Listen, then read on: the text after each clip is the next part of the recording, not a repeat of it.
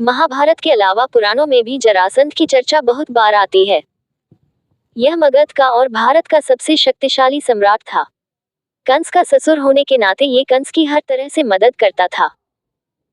भगवान श्री कृष्ण द्वारा कंस का वध कर देने के बाद उनको सबसे ज्यादा यदि किसी ने परेशान किया तो वह था जरासंध।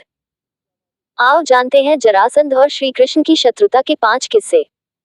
नंबर 1, कंस का वध होने के बाद श्री कृष्ण को मारने के लिए जरासंध ने मथुरा शहर को चारों ओर से घेर लिया।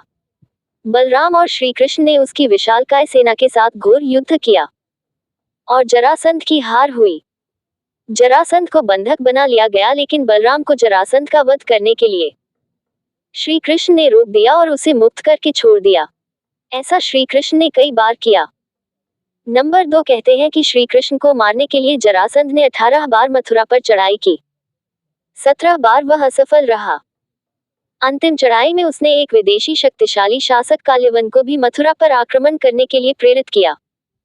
काल्यवन की सेना ने मथुरा को घेर लिया। उसने मथुरा के नरेश के नाम संदेश भेजा और युद्ध के लिए 1 दिन का समय दिया। श्री कृष्ण ने उत्तर में भेजा कि युद्ध केवल कृष्ण और काल्यवन में हो। सेना को व्यर्थ क्यों लड़ाएं? काल्यवन ने स्वीकार कर लिया। इस नीति के तहत श्री कृष्ण रण की भूमि छोड़कर भागने लगे, तो काल्यवन भी उनके पीछे भागा। भागते भागते कृष्ण एक गुफा में चले गए। काल्यवन भी वहीं घुस गया। गुफा में काल्यवन ने एक दूसरे मनुष्य को सोते हुए देखा। काल्यवन ने उसे कृष्ण समझकर कसकर लात मार दी और वह मनुष्य उठ पड़ा।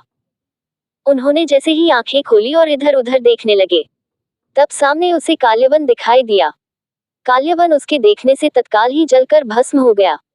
काल्यवन को जो पुरुष गुफा में सोए मिले वे इक्ष्वाकु वंशी महाराजा मांधाता के पुत्र राजा मुचुकुंद थे, जो तपस्वी और प्रतापी थे।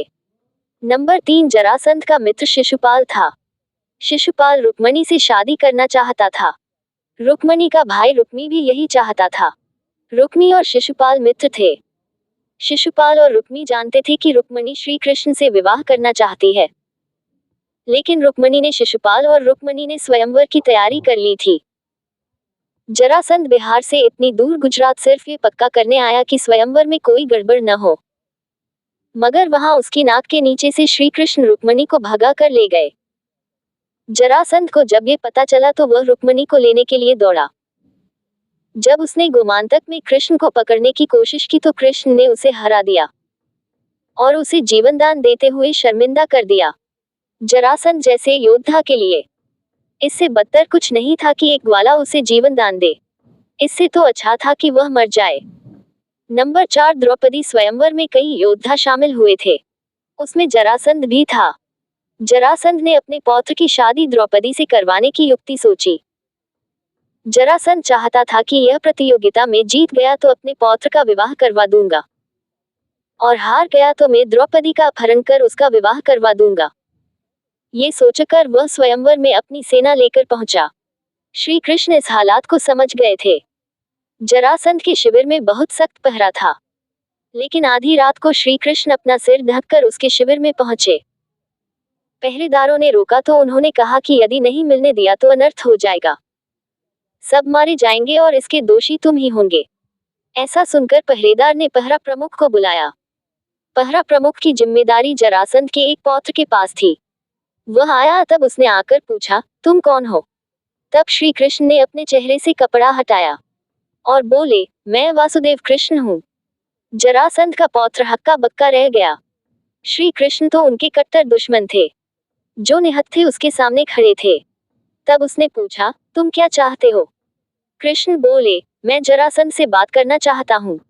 अगर तुम अभी उसे नहीं जगाते तो बस एक संदेश दे दो कि मैं यहाँ उसका जीवन बचाने आया हूँ। अगर मैं अभी उससे नहीं मिलता तो मैं फिर कुछ नहीं कर पाऊंगा। अगर फिर भी तुम उसे नहीं जगाना चाहते तो मैं वापस चला जाता हूँ। सब कुछ तुम्हारे ऊपर है। ये सुनकर वह जरासंध के पास गया और उसे जगाया। उसने सूचना दी, कृष्ण आपसे मिलने आए हैं। जरासंध को अपने कानों पर यकीन नहीं हुआ। क्या वह आधी रात को मेरे शिविर में मुझसे मिलने आया है? उसकी इतनी हिम्मत! उसके दिमाग में तुरंत आया, क्या हम अभी उसे मार डालें? फिर उसके पौत्र ने उसे बताया कि कृष्ण ने उससे क्या कहा। कृष्ण अंदर आए तो जरासंध बोला, क्या बात करने आए हो? कृष्ण ने समझाया, आप द्रौपदी के स्वयंवर में आए हैं। हर किसी को पता है कि द्रौपदी से विवाह का मतलब द्रुपद से संबंध बनाना है। द्रुपद से संबंध का मतलब एक विशाल सेना से संबंध बनाना है। इसी वजह से इतने सारे राजा यहाँ जुटे हैं। सबसे बढ़कर द्रुपद की एक नेक इंसान के रूप में बहुत इज्जत है, जिससे आपकी प्रतिष्ठा और ताकत बढ़ सकती है। इसलिए आपके यहाँ आने का मकसद मेरे सामने बिल्कुल साफ है। आपका पौत्र यकीनन तीरंदाजी का इम्तिहान पास नहीं कर सकता, मगर आप कर सकते हैं। जरासंध बोला, बिल्कुल, मैं जीतूंगा। कृष्ण बोले, कल्पना कीजिए, अगर इतने सारे पुत्रों और पौत्रों वाले 75 वर्षीय आप अगर एक 18 वर्षीय युवती के लिए इस मुकाबले में शामिल होते हैं, तो आप उपहास के पात्र बन जाएंगे। चाहे आप ये मुकाबला जीत भी लें, लेकिन अगर कोई युवक भी इस मुकाबले को जीत लेता है, तो आपको उससे लड़ना होगा। इसमें आप मारे जा सकते हैं, क्योंकि जो इंसान इस मुकाबले को जीतने के काबिल होगा, वह आपको मारने में भी सक्षम हो सकता है। अगर दुर्योधन ने ये मुकाबला जीता, तो वह आसानी से आपको मार सकता है। आप दोनों एक दूसरे की टक्कर के हैं, मगर वह युवा है और आप बूढ़े, और अगर संयोग से आप मुकाबला हार गए तो आपका साम्राज्य बर्बाद हो जाएगा। कोई राजा आगे आपके साथ जुड़ना नहीं चाहेगा। मुझे यकीन है कि आप इतने बुद्धिमान होंगे कि ऐसा कदम नहीं उठाएंगे। कृष्ण आगे कहते रहे, इसलिए निश्चित रूप से आप यहाँ मुकाबले में भाग लेने नहीं आए हैं। आप यहाँ उस लड़की का अपहरण करने आए हैं। ऐसा आप सिर्फ 2 जगह कर सकते हैं। एक जगह वह है जब वह दूसरी राजकुमारियों के साथ मंदिर आएगी, दूसरी जगह जब वह विवाह कक्ष में प्रवेश करेगी। उन्होंने बताया, इन दोनों जगहों पर मेरे सबसे धुरंधर लोग तैनात हैं। अगर आपका रथ निर्धारित मार्ग से थोड़ा भी भटका, तो तत्काल आपका सिर धड़ से अलग हो जाएगा। चाहे जिस तरह से भी, अगर आप अपनी किसी योजना पर अमल करने की कोशिश करेंगे तो आपकी मौत तय है। आपके लिए सबसे अच्छा यही है कि आप द्रुपद को जो भी बढ़िया उपहार दे सकते हैं, देकर पूरी इज्जत से यहाँ से चले जाएं। जरासंध ये सुनकर घबरा गया। जरासंध को बात समझ में आ गई।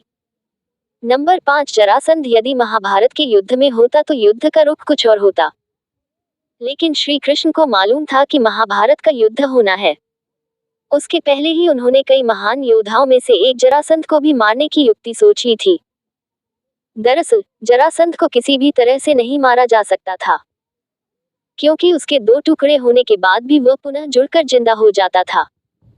एक बार श्री कृष्ण पांडवों के साथ उसका वध करने के लिए उसी के राज्य में गए और उन्होंने जरासंध के अखाड़े में ही भीम से उसको चुनौती दिलवा दी। जरासंध को कुश्ती का बहुत शौक था। भीम ने श्री कृष्ण के इशारे पर उसकी जंघा पकड़कर उसके 2 टुकड़े कर दिए, लेकिन वह फिर जुड़कर जिंदा हो जाता था। तब 14वें दिन श्री कृष्ण ने एक तिनके को बीच में से तोड़कर उसके दोनों भाग को विपरीत दिशा में फेंक दिया। भीम श्री कृष्ण का यह इशारा समझ गए और उन्होंने वही किया। उन्होंने जरासंध को 2 फाड़ कर उसके एक फाड़ को दूसरे फाड़ की ओर तथा दूसरे फाड़ को पहले फाड़ की दिशा में फेंक दिया। इस तरह जरासंध का अंत हो गया, क्योंकि विपरीत दिशा में फेंके जाने से दोनों टुकड़े जुड़ नहीं पाए।